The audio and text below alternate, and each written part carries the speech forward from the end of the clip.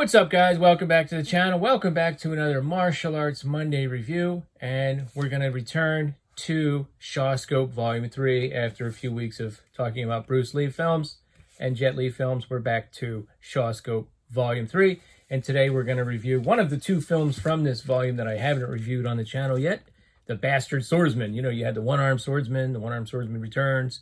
Now we finally have the Bastard Swordsman. Kind of an interesting one. A very kind of late era wushu film that is just kind of batshit crazy. I mean, that's the only way I can describe it. The action in this one, it's just nuts. I mean, just suspend your belief and go with it. I mean, this film is nuts. Outside of some of the martial arts / horror films, which involve vampires and zombies and all kinds of crazy stuff, this has some of the craziest action I've ever seen as far as the abilities that some of these characters have. This is really a wacky film. I enjoyed the heck out of it this morning. Now, let me just say, as I've said, apart from the one-armed theme, as you know, there's several films in this set that feature characters that have one-armed or lose a hand, even some of the ones that didn't have that in the title. This set also has featured the late, great, I'm telling you right now, unfortunately, he is now the late, great Ku Feng. And this is almost like the Ku Feng volume of Shawscope. I mean, he's been in so many of these. He's not in this film, but he did pass away yesterday, I believe, at the age of 94. So rest in peace, Ku Feng. What a great presence. What a great actor in these classic Shaw Brothers films. And this one's a little bit different as far as being some of the forces, the creative forces behind it. It's directed by Lu Ching-ku, and the main star playing the character of Yun Fei Hung is Norman Su. And this was released in 1983. Norman Su had played this character before on television in Hong Kong in a 60-episode series.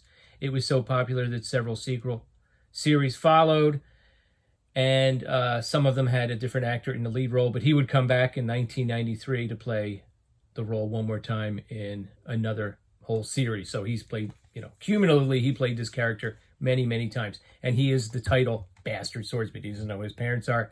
He's sort of the servant for the Wudang clan of fighters, essentially. And this film also features some other recognizable faces. Alex Mann as the rival. Dugu Wudi. If I keep repeating these names, I'm going to get so tongue-tied. There are two different clans, okay? And one of his underlings is played by the great Lo Meng, who looks very menacing in this film. We don't get to see his... He's all covered up. We don't get to see his massive trapezius muscles. In this, Lo Meng, of course, one of the Venom mob actors. Toad from 5 Venoms. One of my favorites. There's so many characters in this. I'm not going to say he's underused, but he doesn't really play a major character. Some other characters sort of come into the forefront, some mysterious characters, and that's really what this film is about. There's several mysteries going on. It's not just a straightforward clan against clan type of film. By the way, is he a bastard swordsman? Do we find out who his parents were? Well, it's that kind of a film. And essentially, these guys, the two head guys, meet every 10 years. So the guy from Wudang has lost twice. Now his master, who's like a white-haired old guy, he knows the silkworm, the deadly silkworm technique.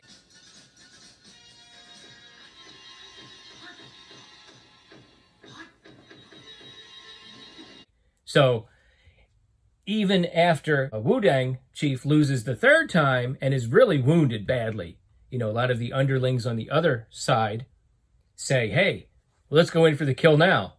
Okay? The guy that we think is like the bad guy says, wait a minute. There's still the big boss who knows the golden silkworm technique. I can't mess with that yet.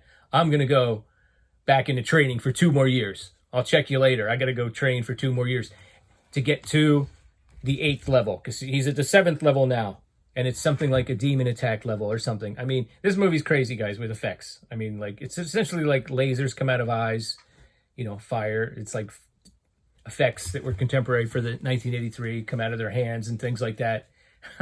It's wacky stuff.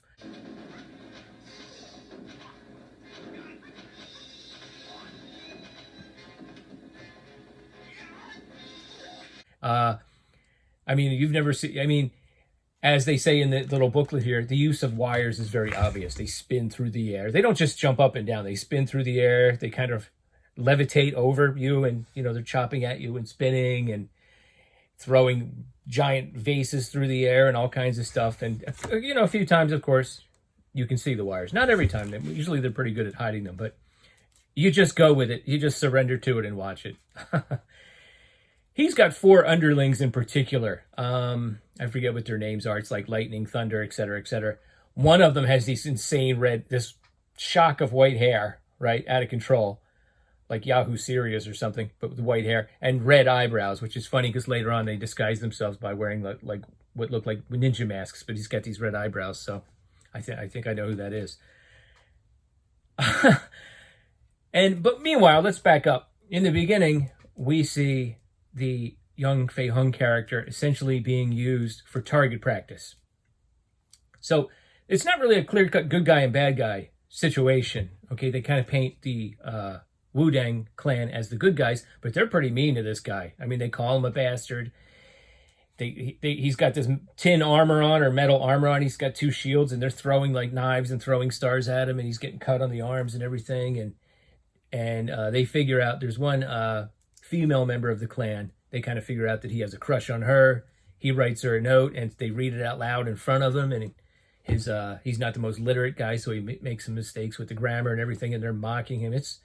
It actually gets pretty sad. But he's being trained at night by somebody else with a mask. Lots of people in masks in this movie. So we find out who that is. The different levels. They go like like I said, the 7th level is like the highest, and then someone gets to the 8th level, and then I think someone gets to the 9th level, and then the big boss finally busts out with his silkworm technique, which is insane because he actually goes into a cocoon. I mean, like an actual cocoon. There's a giant white cocoon, and he's inside of it.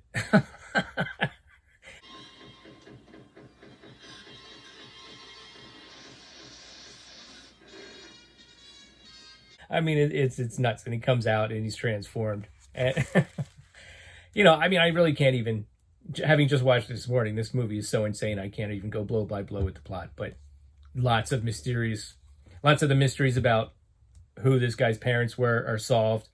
Some characters come in a little bit later. The bad guys sort of adopt this kind of wandering kind of a guy whose family is supposedly killed in an altercation as one of their top pupils. Of course, a couple of them have already gotten killed off, so they need a top pupil, but he's not who he seems. Let me mention him because he was really good. Law Wing as Fu Yushu. Okay, not someone I'm really familiar with, but acting-wise, he was very good. And I mean, they just pull out all the stops at the end. It is crazy. And of course, there is a return of the Bastard Swordsman, not in this volume, but I'm going to have to seek that out, of course. So the only one I have left is Buddha's Palm, which I know is going to be batshit crazy based on what I've read about the story, the original story and original film. I think there's a film from like the 40s, and then this is a remake. Anyway, have you guys seen this? What are your thoughts about the Bastard Swordsman? Once again, rest in peace, Ku Feng, and come back again next Monday for another Martial Arts Monday review. Later. Thanks.